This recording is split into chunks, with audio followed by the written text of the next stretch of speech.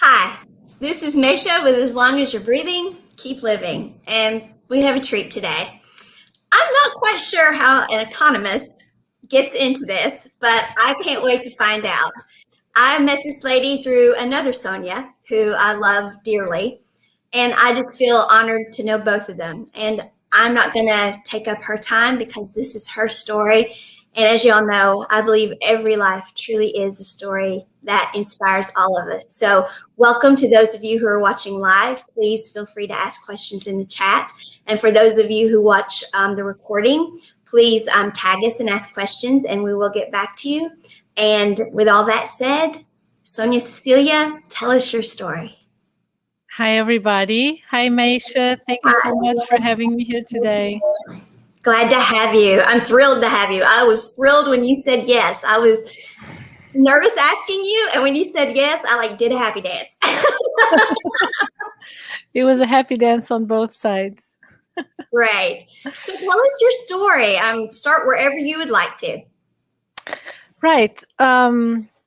So the fun thing is that there's so many people like that, right? That maybe you are. The other day I saw, I came across in a chat with an accountant who was doing, doing a manifestation course, and then he pulls a card, and he's an accountant, and I'm an economist, and that I think it's becoming a lot more common to realize that people are not just one thing.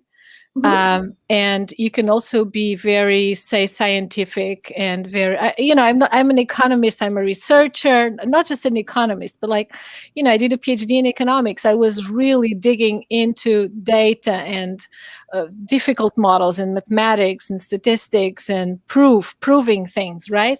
And at the same time, what's funny about this story is that it was during my PhD, I was doing PhD in London, back in London, that I started, meditating and getting very curious about things like, your spiritual guide or angels or how energy healing can help you, because I was actually struggling with a health condition at the time. So you weren't raised spiritual. I was raised Catholic. So I was raised Catholic. I'm from Portugal, so it's the main religion. So if you are religious and you were born in Portugal, chances are you're Catholic. I'm not saying that there aren't other religions, but it's really the majority, right? And so I was raised Catholic, and I was actually very strongly involved in church. And during my youth groups, I was leading groups with at a parish that had missionaries that were in those 70s movements coming from Spain, and that really taught religion from a more spiritual side. It was very much about prayer and silence and a lot of contemplation. Okay. All right. But everything else came when I was already in London, so I was kind of more detached, and it was really prompted by things like health issues and just coincidental encounters that you have, and you all of a sudden you're like, whoa, it was more like that. So many of us, many people I talk to, it seems to be health issues that lead them to their spiritual gifts or spirituality or spiritual awakening, whatever terms. So it seems to be that what the connection I found is that we develop health issues because we are disconnected from our spirituality, is what I've come to determine. So do you have an opinion on that? Do you think that's... It's such a deep question. There's so many ways to look at it. Okay, how I see it is this. Well, I see my health issues at the time as a gift. Yes. For me, it was as a gift, right? Right. It was a struggle at the time, because you're kind of finding your own path to healing. And I was at the time. I have to tell you the story because the story is fascinating. Okay. Yeah, tell it. I was very healthy, and then at 25, I started having kidney infections recurrently. Okay. And I was in London at the time, and I was around 25, and doing my PhD. and they actually the infections were resistant to the antibiotics they were using. So I had to actually go into hospital for like 2 or 3 weeks until they finally found an antibiotic. But also it's because it's the healthcare system there. They were using kind of cheap like the cheaper ones first. So anyway, but it was a big deal. Like it's an infection in an important organ, right? Like it's not like having a cystitis. Right. It's something that's a big deal. Like so, and then it become recurrent all of a sudden, and all of a sudden you never know when you're going to have an infection and have to take antibiotics. It gets scary, right? Because then you go, then you get scars in your kidneys, all that story, the fearful, what if, and then if all of a sudden it's like you have a problem in your hands that you never had. So but at that time too, I as a graduate student sharing apartments with roommates, you meet people from a lot of places. And at a certain point, I decided I was going to move back to Portugal because I really love Portugal. I now live in New York City, but Portugal is always in my heart. And when I decided I was going to move back to Portugal, someone, like a friend of a friend, said, "Oh, I'm looking for a room in London." So we shared rooms for like a few weeks. Then she stayed. And it was a time where I had been to a store of New Age stuff, and they had crystals. I don't want to go into too much detail, but I remember putting a crystal on my hand because it said, to pick the crystal, feel the crystal. I put the crystal on my hand and I felt a tingling, Yes. And it was like, whoa, I never, I was like, really? Like crystal, like a stone? I thought of a stone as something inert with no, right? I couldn't think of energy properties or anything like that, but I felt it, Yes. So that was the first opening. And then I bought a book in that bookstore about energy fields. And it was actually a book by Barbara Brennan. I don't know if you know, she has a school of energy healing, like it's a 4-year degree. It's like a big thing in the United States. So I was reading through the book and seeing the auras and everything. I was like, oh my God, is this true? Like it's all of a sudden, it's like, is there a whole world, So at that time, when I decided to move back to Portugal, I started having these infections. Then I box everything, move all my stuff, arrive in Portugal. And then this this friend, she's a friend of mine who took my room at the time. She's like, "Oh, you're interested in crystals and stuff? You should go see this lady. I mean, she works with that stuff." I didn't even know what I was going to do. I'm curious. So I make an appointment with her. I walk in and she goes like, "What are you doing here?" She goes like, "You're not supposed to be here. You're supposed to be, in another country, separated from us. The UK separated from the rest of Europe." And I was like, whoa. So I went for a reading without knowing I was going for a reading. Wow. I thought I was going to talk about crystals and, We got a reading. Wow. I love it. I absolutely love it. So you went from just going into a store, drawn to a crystal in your hand, to next thing you know, you're getting a reading. You don't even know you're going for a reading, and you didn't even know there were readings. I know what you mean about crystals. I went into a store a while back with a friend, and this little pyramid. I mean, I was like, this pyramid is just like, yeah. So it's amazing. And then my mom, who is like very Bible Belt Baptist, I'm going on and on because now I have a whole bunch of crystals, and so I'm going on and on about them. And my mom's kind of like, "Now y'all don't want to get," because my friend, we're talking about the rocks, and she's like, "Now y'all don't want to put too much into these rocks," And so finally, one day, it's just me and her in the house, and I'm picking up my different crystals to see which one I'm going to have with me for the day. And she's like, and I'm like, "Mom, I don't want another lecture about me and my rocks." And she goes, "Well, the truth is," and then she goes over and she goes, "These are mine." And she's in her own collection, and she's like, and she goes, "Feel this one, feel what this one does." And I'm like, seriously? Wow. Yeah. So people get really, but they don't want to talk about it. Some people don't. But so when you said that, I'm like, it's odd that is where it starts sometimes, is in something we don't expect, and we feel it. You feel it. You feel it. You feel it. You feel it. Yes. I'm getting the goosebumps because that's it. Once you feel it, you feel it. People can tell you whatever they want. Yeah. I mean, to me, right? You need to be you need to detach yourself from your own feelings a lot to deny what you feel, Yeah. right? Yeah. But once you feel it, yeah. So you had this reading that you didn't know you went for. So what did you feel during this reading? Because you didn't know you were going for a reading. So were you feeling this too? Yeah, I mean, so this is incredible. I became, friends Mm-hmm. with this woman in Portugal. She's an amazing healer, but she's like this. She starts telling me this, and what she tells me is that, you're not supposed to be here. You have to go back. Get yourself back. I love it. It's like you have to go back, and your work depends on two people. You're gonna have if you stay here, you're gonna have a hard time making appointments. It's gonna delay your work. And I had two advisors in my PhD, which is not even common. There, Mm-hmm. in you occasionally have one main advisor. It just sounded very like she was very convincing. Mm-hmm. And then she told me a whole lots of other things. And then the funny thing, look at that. She hears her spirit guide so clear. She's like, "Oh, they're telling me that you're not paying this session." Good. You liked what she heard.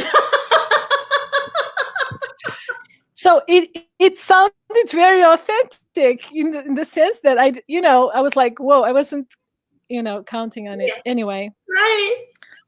Yeah, so it started like that, and then I moved back to the UK, and there's a whole a whole story. Um, and so sometimes I would see her when I would come back to Portugal for vacation. I mean, the boxes arrived in the mail, and I just posted them back. I just did that. Mm-hmm. That's what I did. Wow. Yeah. That's quick of a turnaround. That's Yeah. amazing. That's Yeah. amazing. Okay. I mean, my plan was I was going to study in London for a couple of years and then do my PhD from Portugal. Mm-hmm. And that was that. And I ended up living 7 years in the UK and 17 years in New York after that. And I still haven't gone back to Portugal. Except for visits. Or have you? Except for visits. But like my dream was, like you have a plan in life Yes. and life has a plan for you, Yeah. and you can have a dream in everything. But like there is this, you really, I think that there's a pull.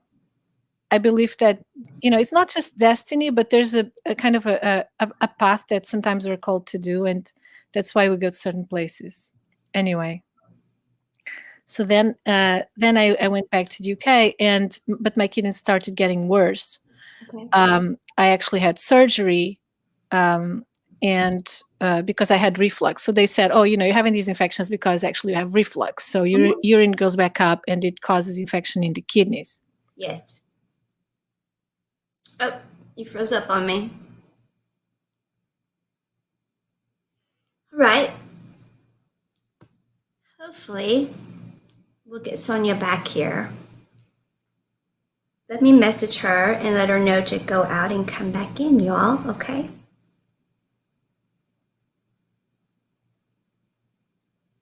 That's the fun thing about doing these things live.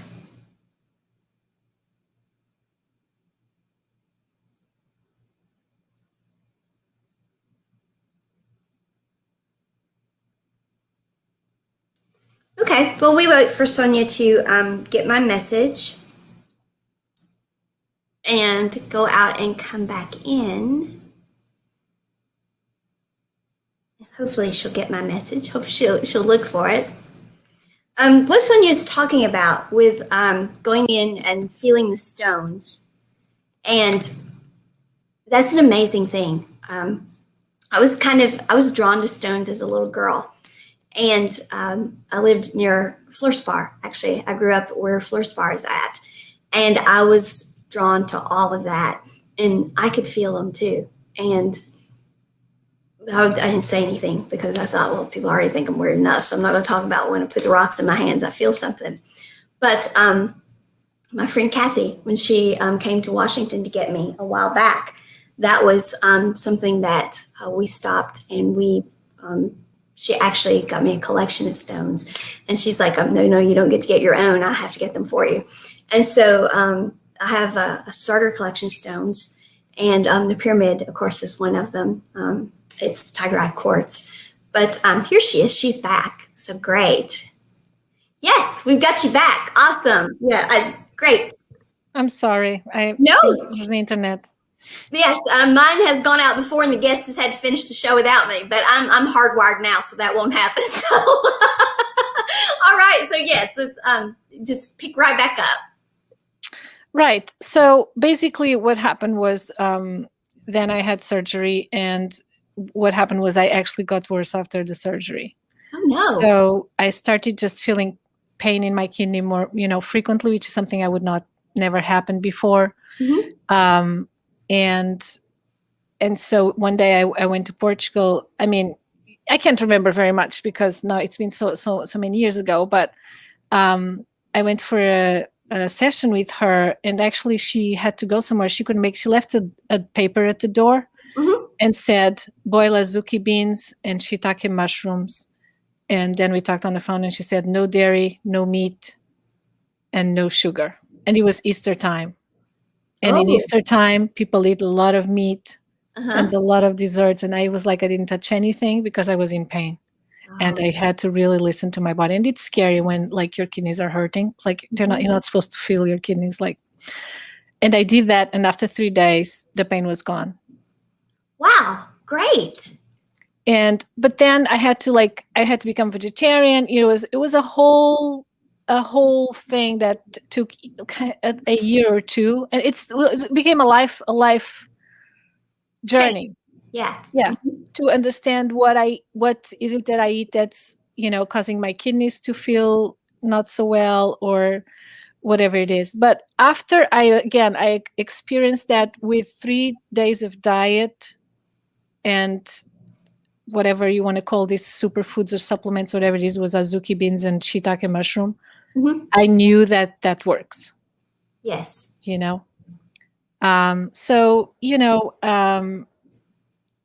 It just got me on a path to understanding and I did energy healing at the time. Was a modality that, because I've read that book, that I was attracted to, and it really helped me. I mean, my kidneys, if I have a very stressful time, or if I'm eating bad, I'm not vegetarian anymore, for example, and I had to be for several years. Mm-hmm. I know I can go back. It's like I feel very confident that I have the tools and I can go back to being well pretty quickly. So, and she helped me out a lot at that time. It all kind of came together, the spirituality, the natural foods, the healing. It was a whole journey that kind of came together without me really looking for it too much, Right. So you knew that it was meant to be because it just came to you, which, Yeah. that's amazing. Yeah. What I seem to find, and I'm hearing a lot of what you're saying, is the balance of everything. Here you were, kind of scientific minded, data, all of that stuff, brought in touch with the spiritual. Here you were, dealing with the medical, which did help you some, but drawn to energy healing and the spiritual realm, which ended up helping you. And so my thing is that the two are not incongruent. The two are not, the two do work together. There's not, it's not either or, it's both, because I'm a creationist, I don't have a specific label for any of it, but both are created by the same thing, and so it's not either or. So for anyone who is looking for, me to say it's either or to put a label on something, I don't have a label for any of it. It's that I think the problem we got into was back when we divided it all up and made it either or. That's where the problem came. And now that we are putting it all back together, and quantum physicists, they'll brag about that. Quantum physicists, when you listen to them, they'll say, we're the scientists who don't deny that creation happened, and that's where I think the issue came, is when we had science and spirituality get divided. So I think for what we're into now is authentic living, where we're all starting to realize that, hey, we've divided ourselves up and segmented ourselves, and we're not segmented. When we take ourselves as a whole, then we're authentic. And so that's what I hear you saying, is that here you weren't just a data person, and you weren't all spiritual either. You were, when you put your whole self together, you found Sonia. So, I mean, that's honestly, I think that's probably the big theme of our like world, generation, civilization. Mm-hmm. You know, I teach history of economic thought, and I always try Wow. to That's heavy. yeah, right. But I like to go really back. I go to the Greeks, to the Greek civilizations. I go to Aristotle's, you know, Mm-hmm. and where there was this emphasis on virtues, on living the good life, on friendship, you know, civil engagement, and kind of develop the full man. But it was a society for men, and it was a Mm-hmm. society with slaves doing the. So there's a downside to that society, but in terms of the values, there were a lot of values that we kind of later forgot, and Right.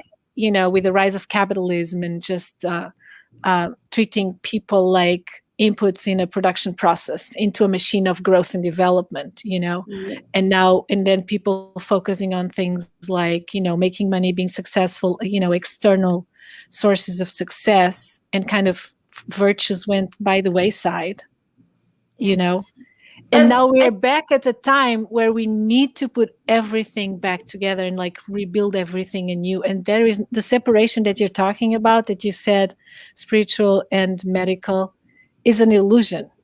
it is an illusion. Absolutely. It's in our mind. Yes. Yes. And the notion that the universe somehow does not have abundance for everyone is an illusion too. It's an The illusion. notion that for me to have enough means I have to worry about just me and can't worry about someone else is an illusion. Which I was raised in a world, I mean, I was very conservative, and then just one day I'm like, wait a minute. If I believe in the law of attraction, if I believe that in creation, if I believe in abundance, then what am I thinking here? What am I thinking? Now, do we have to? I mean, do we have to think through it? And I mean, yes, So there is, but we've gotten locked into this mindset of which, of course, that's what we were supposed to do. I mean, that is what the progression of time has been. So, do I like that we've done it? No, but I'm glad that we are at this moment in time, and we're seeing ourselves transfer from that mindset to Even transcend. transcend. Yes, I like that better. But that is what we're doing. We're starting to understand. Okay, we've spent how many years now saying law of attraction, and we've been talking about abundance and manifesting, and all of a sudden, wait a second. If we can do that, then that means we can do it for everybody. That doesn't have to mean anymore. Okay, the conservative ones, they can have law of attraction and be abundant, and oh, wait a second, that means everybody. And it's like hot diggity, ta-da, the lights went on, and so, but it is the change also in the 3D to 5D, the density, all of that. So it's just the time that we're in. But so it's an amazing time to live. But that's the time that Mesha's here and Sonia's here, and so that's why our stories are what they are. Yes, it's an exciting time, and I love that you said of the aha moments, and it can be such a simple thing, and all of a sudden it just clicks as a puzzle.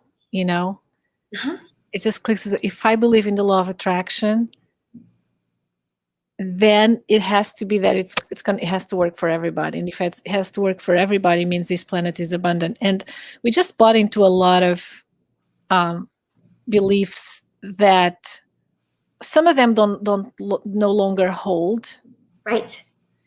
And others probably were created by an elite to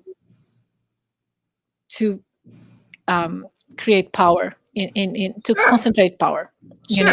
Sure. Which slowed down the expansion of consciousness, of course. Exactly. Yeah, that's the thing. Yeah, and I think, honestly, I'm going to be honest with you. I there's no way, there's no even no point in being discussing, could this be another way? I wish it could be another way. I wish we could wake up without a pandemic, and we could wake up without, causing whatever sea level rise or whatever it is that. Um, but we have to also believe and accept that however way it's happening, it's perfect. Yeah, these are all growth pains we're going through. All aspects are. Everything we're going through are all growth pains. And does that mean that we're comfortable with them and that we like them? No, but so right now we're experiencing a collective story, a global story for sure. And then we're all still experiencing our individual stories. And that's the thing. I think the individual story is so important now to inspire each person in the collective.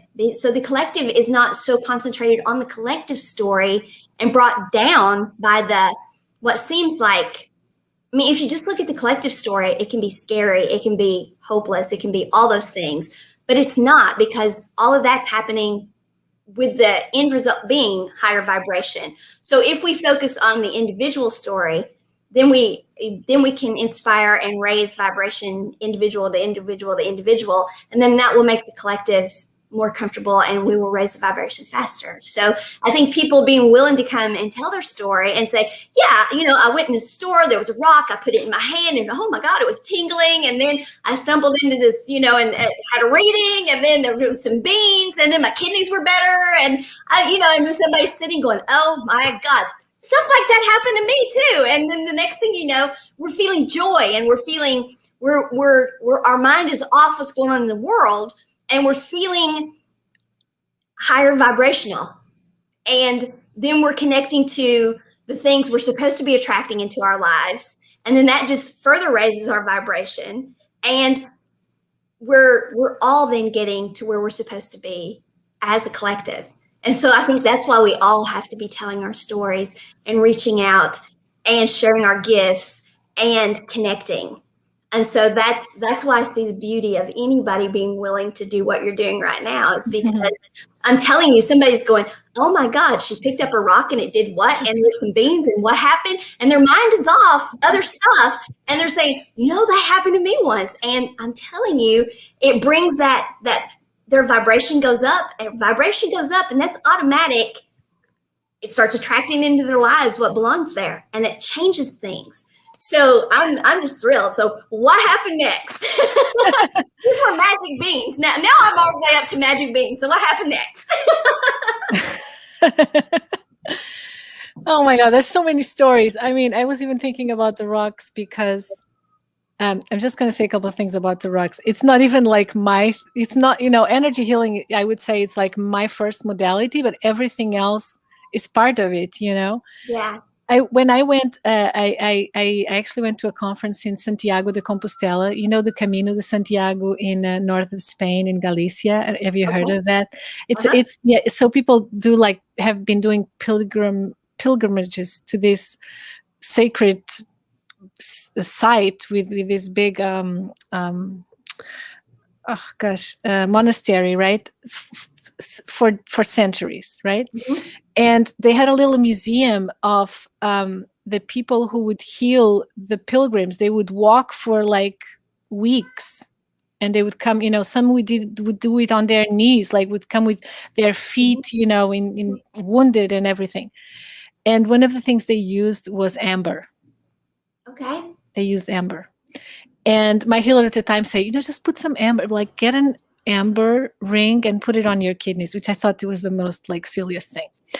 And let me tell you this: one day, my son suffers from migraines, and he was in school, and I decided to try a necklace with amber. A lot of people use a teething necklace, says of amber for toddlers. For teething. So I had one, it was my own necklace, actually. It was not even one made for kids, but I said, you know what, maybe this will help with his migraine. So I put it on him. And that day when I picked him up, the teacher said, check if he's okay. He was very quiet today. Oh no. Well, that tells us something. She's like, he was not, he was like one of those, Uh-huh. Feisty tomboys and whatever, very strong-willed, It's like he was not his usual self. And then the next day again, and I was like, maybe it's the amber necklace. Mm-hmm. The amber necklace calms you down. I was giving to him because of the pain, but actually calms you down. So much so the teacher was like, there's something wrong with him, like something strange. So for me, that was like one of the most amazing stories of, I didn't even like thought about it, Uh-huh. So crystals can be pretty powerful. Yeah, they Yeah. are. Yeah, they are. Yeah. That's when you had to come back in. When you went out and came back in, I was talking about my friend Kathy on my big trip across the country here. That we stopped, and she basically got me a collection of crystals, and I have them all around me here. And so, Nice. I love them too. They are, so they absolutely are. So crystals were like your first entry. So then energy healing, and the foods, figuring out that the foods. So then what came next? So then I started doing meditation because again, I was looking at that book and I was just curious to. I was doing meditation to try and heal myself, to be honest, because when I went vegetarian, it was hard. I was basically in Portugal. I was used to eating a lot of fish, and I could continue eating fish, but in London, it wasn't easy to find fish. So just removing the meat for your diet, if you don't know what to supplement it with, it can be hard. You like you can become anemic, or I don't know exactly but I just felt very weak at the time, and so it was like at least a year. And so during like a year, I was just doing a lot of meditation. And if I'm going to talk about meditation, I think that the story that I think really marks how I started becoming fascinated with meditation is actually the first time I did meditation is because I went to a talk, and this was in Lisbon. I went to a talk to a German person, and it was so many years ago, I don't know his name. And he was giving about a talk about meditation. He said, meditation is the most important thing you can do in life. I do it every day. I've done it every day for 20 years. It was like this like life-changing thing you can't go without. And then he said one thing that really triggered me. He said, it's more important than prayer. And I was very like prayer. I had been raised that prayer is very important. And that's my way of connecting to God. And I got really triggered by that. And then he said, and if you want to start, just start by like gazing at a candle. You just start by gazing at a candle and let your thoughts go and just stay there and gaze at the candle. And then he did an experiment, like he led people into meditation at the end of the session, but it was actually crowded. This was so many years ago. It was so crowded. I don't even know how that... He probably was a famous guy. I don't know. I saw an ad. I went in. It was a crowded room. I was in the back of the room. And I was like, I can't stay. Like people were elbowing each other to try and do meditation. I was like, can't do this. So I went home. I was a little upset with someone saying that meditation was important than prayer, which for me, prayer was the thing, like the big spiritual thing. But one day, I just went to a little chapel where I was with my parents, because it was every time I went to Portugal, I was staying with them. And I went to this little chapel, and there were candles, right? So I just sat in front of one of the candles at the altar. And I just stayed there and started gazing at it, and just like take breath, nothing, just gazing at it. There was nothing more. And I remember starting to notice a tingling here. And this was the first time. I have not felt a tingling every time I meditate at all. I usually don't feel a tingle, but that first time I felt a tingle. I felt a tingle here. And I started to see concentric circles of color, like as if towards the, like, and I was like, wow. I was like, don't tell me there's a third eye also, a third eye also, Yeah, there is. Yeah, and your first time, which is like, we got to get her now. We've got her here. We may not get her in front of a candle for a while. I think that's what it is. We're in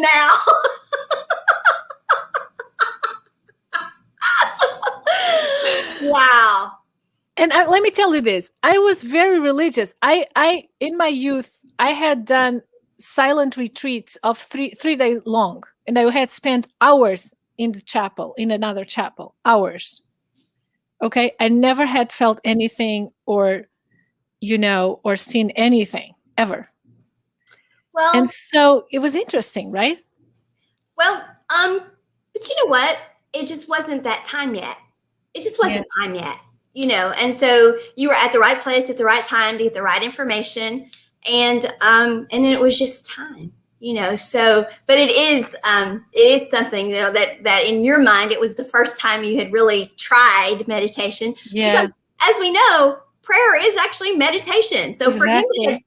for him to have said it's more important than prayer, I'm thinking, he obviously needed to go back and rethink what he was saying, because it is prayer and meditation are the same thing, which I know some people would be like, that's blasphemous. She didn't just say that, did she? Yes, she did, because it is the same thing. Anytime we are deeply contemplating something, that is a meditation. So it's a very beautiful thing, and meditation can be different, but prayer is a form of meditation. So you got exposed to the third eye, first time out, essentially. We'll call it that. First time out, you got exposed to the third eye. So, did you go running with that? Did you, was that just like, okay, you discovered it and you went on to something else? What happened then?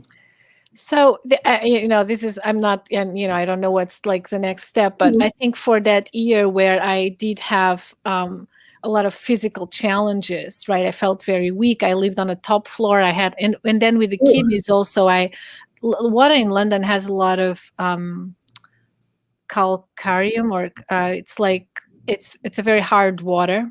Oh, okay. So I kind of had to carry bottled water. I mean, there were a lot of challengings at the time.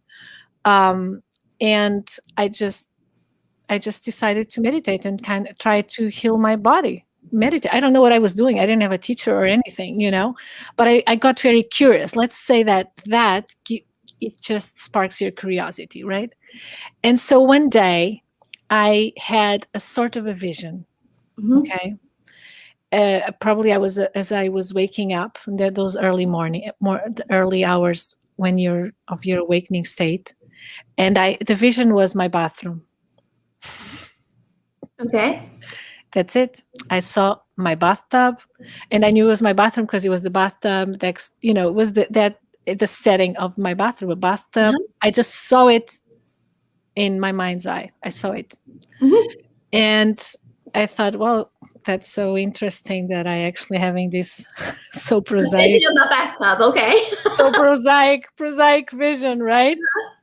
Well, I love to take baths. So a few days later, I'm in the bath because that's something that really, really, whatever. Whenever I have a health challenge, I'll throw in some salt baths and go into the bath and get my.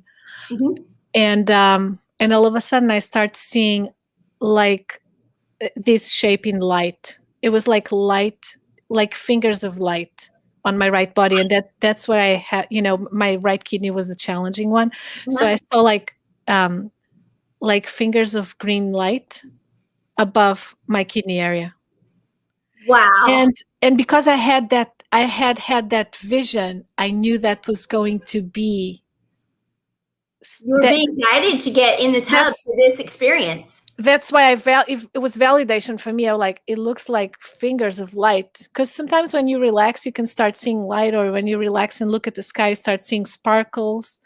Or, it's just usually when you relax. And when you're doing a PhD, you have a lot of like free time sometimes, like looking at the walls, if you see what I'm saying. And that was the first time that I experienced my guide. Wow. Yeah. You experienced your guide. Wow. Amazing. So,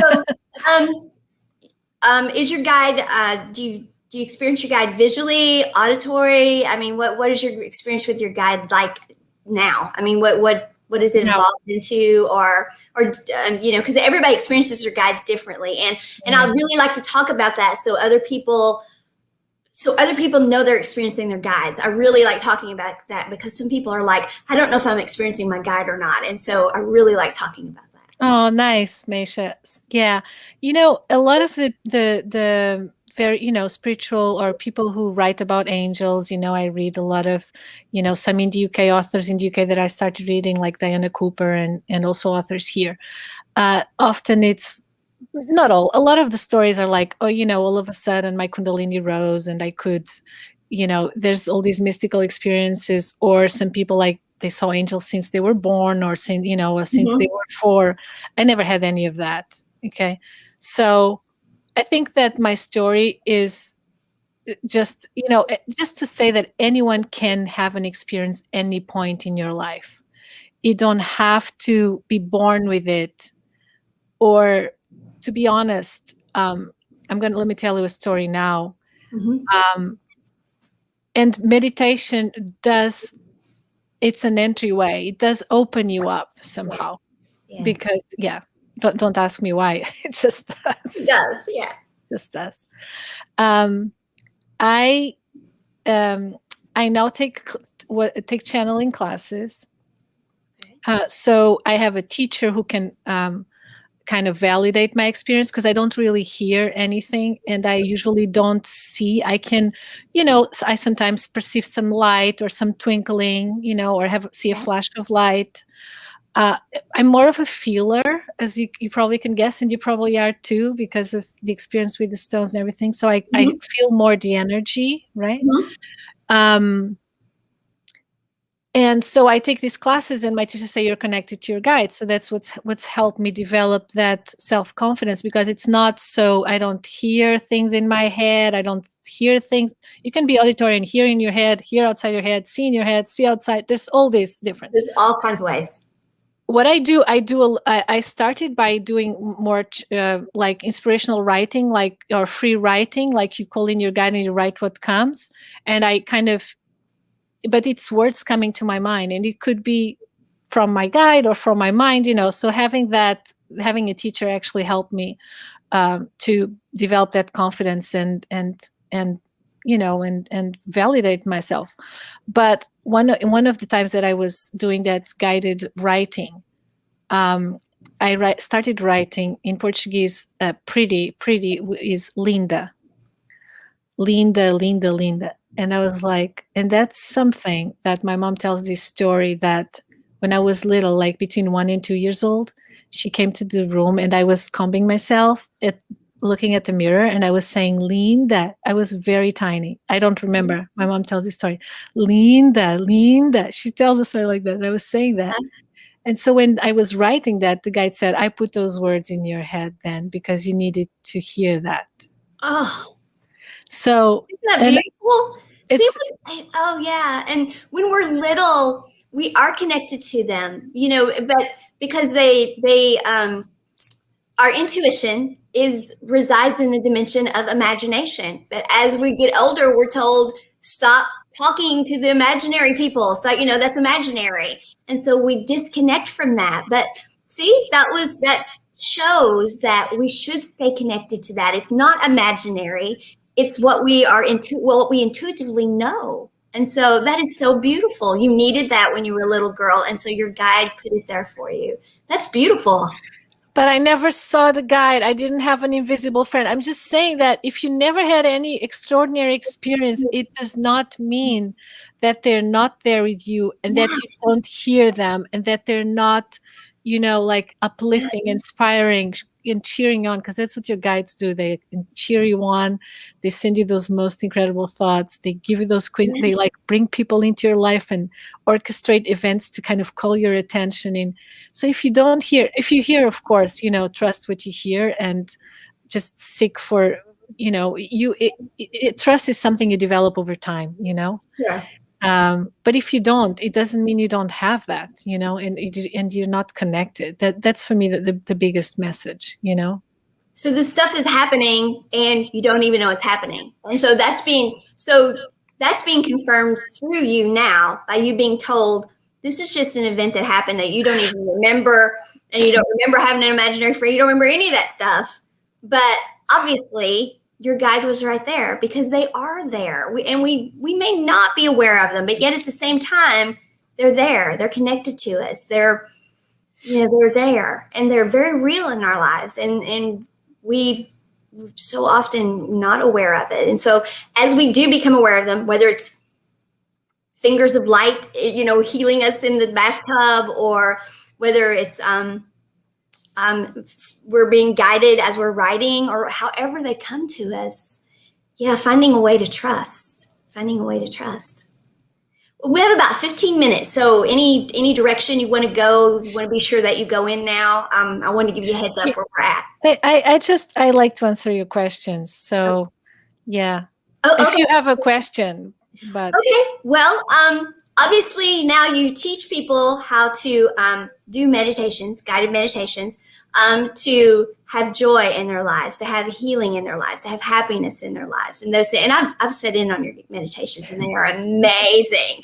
And afterwards, I love how you just go away, because you do them in the evenings, and you're like, okay, I'm gonna go now, and it's like, oh my god, that was amazing. But so how did you come to do those? And of course, we're going to have you back and have you talk. We'll do as long as you're breathing, and you can talk about a specific type if you'd like, or we can do as many shows as you want about the meditations. But how did you come to doing those? I guess is what I'd like to know, and that'll set us up for doing the shows about the meditation. So how did you come to doing the guided meditations and teaching those and all of that? How did you get there? ooh, how did I get there? It's a big question again. So funny. It was not easy. That's the first thing I'm going to tell you. It was not easy. Okay. And I'm saying this because I see this in a lot of friends, a lot of spiritual friends who you look at them and you're like, wow, what a woman, what a powerful woman. I'm saying this for all these powerful women that are listening, and men. Mm-hmm. And sometimes we have some sort of blockage. I'm going to tell you this. I've been teaching college classes. I taught at Yale. I taught in the UK. I teach in New York City. Okay. And it's always, the first class is always a little bit nerve-wracking and so forth. But that's what I do. I mean, easy. Right. Okay? And at a certain point, I started teaching a course on economics and happiness. And so I introduced things like gratitude list and, self-reflections and things. I never dared to introduce a meditation. It would make me so nervous. Okay. My students, I give them a lot of freedom, and they had to lead sessions on different topics. They led meditations in class. My students. Do you see what I'm saying? That is so. They started you down the path of this is acceptable to do in this environment. It's kind of what's happened to me. Is my people led me to, okay, you can talk about this, and it's like, are y'all sure? Are y'all sure about that? So, okay, go ahead. And young people are leading the way. They're leading the way. We're here. I really think. I mean, we're very young too. But because I'm a teacher and a mother, I kind of really, really feel that it's like we are opening, just giving them the space to lead the way. Okay. Because they're so connected. They're so bold. They're so like, we have no time to waste type of thing. They look at something and they say, that's pointless. Like why are we learning about, Yeah. Middle Ages? Let's get to what's going to work. Let's do this, which is, yeah. But I remember when I was like that. And so that's what I'm loving about this is I'm reconnecting to that person. I'm reconnecting to the person that was like, let's just get to what works. And I'm loving that. It's like, wow, I know her. She does what works. And so I'm loving that. Yeah. Yeah. And it shows in your energy, to be honest, but it does show, Thank you. Because it lightens you up, and and then you're passionate. Like you can't stop. Like you don't get, you just do it. Yeah, just do it. It works. Yeah. Yeah. So the meditation, I'm going to be honest with you. I don't know if your crowd believes in past lives or not, but every time I went to a healer, they would come up with a different life. Okay. Yes. I do. I do. I believe in them. So whenever, when I started doing this energy healing, even for my kidneys, let me tell you, I found a healer in the UK at the time in London, and he was like, oh, I see a battle in a boat and a sword that went through your body. And, I was like, oh Mhm. my God. And it was in that area of your body. Like, so it's like, so the peeling of a healing of something that's showing up in your body now, it can have so many layers. When you talk about holistic healing, Yes. you know, Yeah. it's the nutrition, it's your astral body, it's your emotional body, and even past lives, can everything be Yeah. converging to create what needs to be now unwrapped and healed and seen. And it's mind-blowing. I didn't, I started believing because I go to a healer in the UK, and then I go to another one in Lisbon, and she tells me a similar story. Wow. And How that's how cool I is that? That's that's how I confirmation. Yeah. yeah, that's how I started, like, okay, I guess I have to, like, my friends in Portugal, they're very accepting of my, like, weird ideas, and they'll say, "Did Sonia tell you her last one? She was a warrior." And you And know what? Yeah. it's a sweet joke. You see what I'm saying? Yeah. Yeah. It's a sweet Yeah. joke. And yeah, so a lot of these blockages are like, a lot of people who you're like spiritually connected. You probably were spiritually connected many times, and Hmm. some of those times didn't go so well Right. because that spiritual connection um was not accepted, so there was violence against it. So for me, teaching every time I had to, it was like almost panic. As like, some people have the fear of public speaking. I had the fear of teaching meditation. So it was that hard to actually start. I started with friends, with groups of friends, making very small. And still, the first time I actually did it in a public space, it was in Lisbon, that I felt was a little more, lower stakes. Hmm. And it was mostly my friends. And my kidneys were hurting. I was stressful. I was afraid. I was sweating, and I was just going to teach a meditation class. It went all the way back to all the things you'd experienced before. All those came back. Yeah. Because, wow. Yeah. Triggered all the fears, all the You did fears. all of it. That And is something. yeah, Yeah. Well, you do a beautiful job of them because I've experienced them, and none of that shows when you're doing them. I mean, so you seem to well, overcome all it's of it. then practice. Practice makes perfect. But I'm just saying that you might have a dream, and you might have blocks that are really, you're afraid, and you're afraid maybe for a reason. But you start small, so you don't, like, get yourself so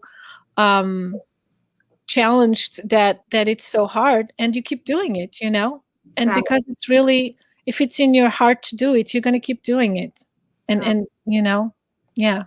And obviously there's when you're led to, there's healing in it, and for Yeah. you, yeah, there's been healing in it, and so um yeah, and they're so beautiful. And when we do things that are healing for us, invariably we are also healing other people. Yeah. So, and that is one of the things I sat in on channeling the other night, and that was the thing that she wanted to point out. She said, for all of you who have blockages and are hesitant, especially those of you who have been afraid to show up because, and when she said this, because I had just like the past couple of days made the comment about how my guides had been dealing with me about you've got to get over people thinking that you think you're somebody. That is one of the biggest things you've got to get over. She said, especially those of you who are worried about people thinking that you think you're somebody. You got to let that go, because what you're doing is you have people out there who are waiting on you, and they're waiting on you to show up. And so by you worrying about what other people think, you're not showing up for the people you're supposed to be showing up for. Yes. And oh my God, it hit me in the heart. And I'm like, so I'm worried about what other people think, and I'm failing other people because of it. I'm like, I'm damned if I do, damned if I don't. It was like, it hit me in the heart. And yeah, so it's always about, I knew that, I mean, that's what Everlasting Story is about, is, share your story, because you're going to help other people. You're going to motivate, inspire, educate. You're going to help other people. And it's always healing to self when you share. So I knew that. But when she said what she did, by by not stepping up, you're hindering other people. And I'd even known that. I'd even said those words myself a few times. But having experienced what I had just those few days, and then her just coming right out and saying my own words back to me, it just hit me in the heart. And then hearing what you've just said, I mean, the universe confirms all of this for us. They put us together at the right time, at the right place. It was all like serendipity and all of that stuff. But that's how the universe does things. I mean, and we're to take all of that as confirmations, and nothing is really a coincidence. How you told your story today, and how it's triggered me thinking, wow, that just fit with none of that is coincidence. None of that is coincidence. So there's been lessons and confirmations for me in just the way your story unfolded. And when we talked before and you said, how do you want me to do this? And I said, however it flows, it'll be because that's how it's supposed to. Just for me alone, it was how it was supposed to flow. And I can tell you, for other people who hear it, they're going to have it's different things about the flow of it. It's going to do the same thing for other people. So okay, we have like 5 minutes. So wrap up however you want to in this 5 minutes. Yeah, I want to say for people listening, just like you and just like me, right? We've probably, I don't know whether you believe in past lives or not, it does not matter. But you started in the very beginning talking about bringing together, like I want to say, let the barriers of separation dissolve. The separation between races, the separation between the conservatives and the non-conservatives, the ones that have one religion or another, think one way or another, live in the East Coast or the West Coast, however separations you're thinking in your head, okay? But also the separation between the world, the material world and the spiritual world, the science and the spirituality. Like, it's a time to let those dissolve, okay? And it's not easy because we show up in a certain way in certain environments, and you can talk about certain things. But what you're noticing is that it's dissolving. Like, people are talking about it in all sorts of environments. And you can go anywhere and find someone who understands your spirituality. Like, you take a cab, anywhere you go, right? And so it's because it's just people are awakening, are becoming more curious, and if it's, I was going to say, if it's real, eventually we'll get there, Yeah. It's really about bringing everything together, and also understanding that the other person who maybe doesn't believe in I did not believe in past lives for many years. It's okay. I don't need anyone to believe, and I don't need anyone to believe. And I don't need any, it's like I'm so also this idea that you can accept that the other person has a different perspective. There's a lot of once you go into spirituality, you start hearing so many things that are so like out there, right? And usually my attitude is like, maybe, I don't know enough. Certain things I've experienced and I know, and you can tell me whatever you want.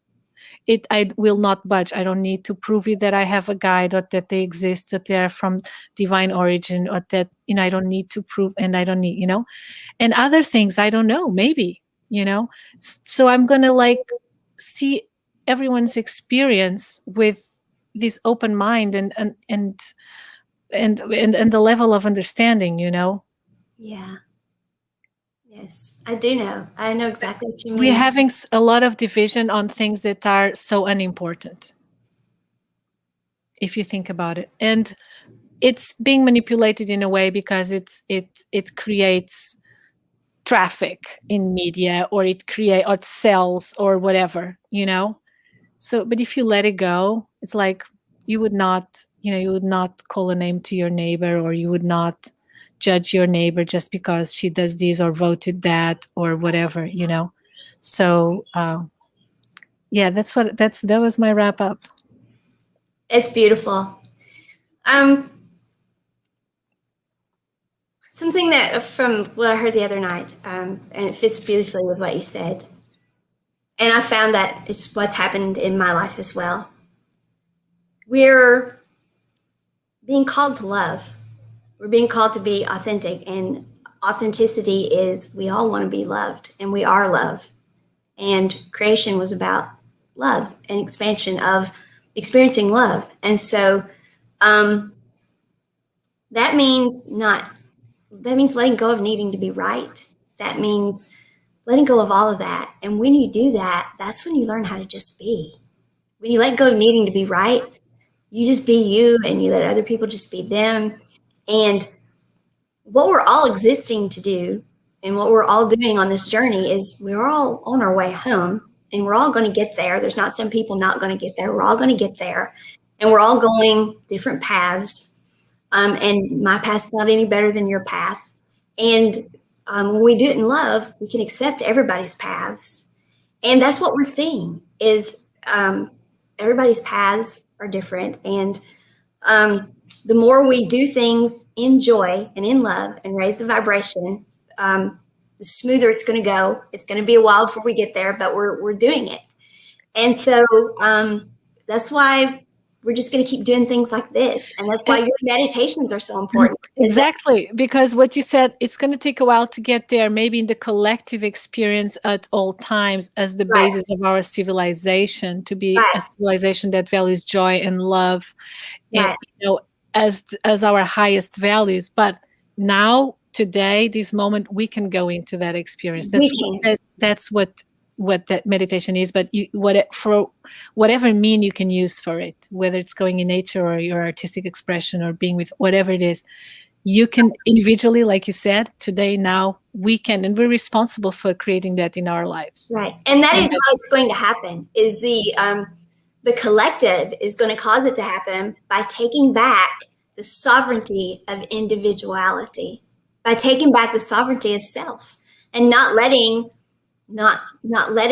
others tell us how to be, not allowing ourselves to be programmed in how to be anymore. And so that's the beauty of all of this is we're really taking back sovereignty of self and doing it in the most beautiful ways. I mean, your meditations are beautiful. So thank you so much, Sonia, for being here. We're going to schedule, we're actually having you back the 26th. And so we will talk about your meditations then, however you want to do it. And we're going to keep doing this. This is just great. We just got to keep doing this. So, but we do have to wrap up. So thank you so very much. We will be back on the 26th.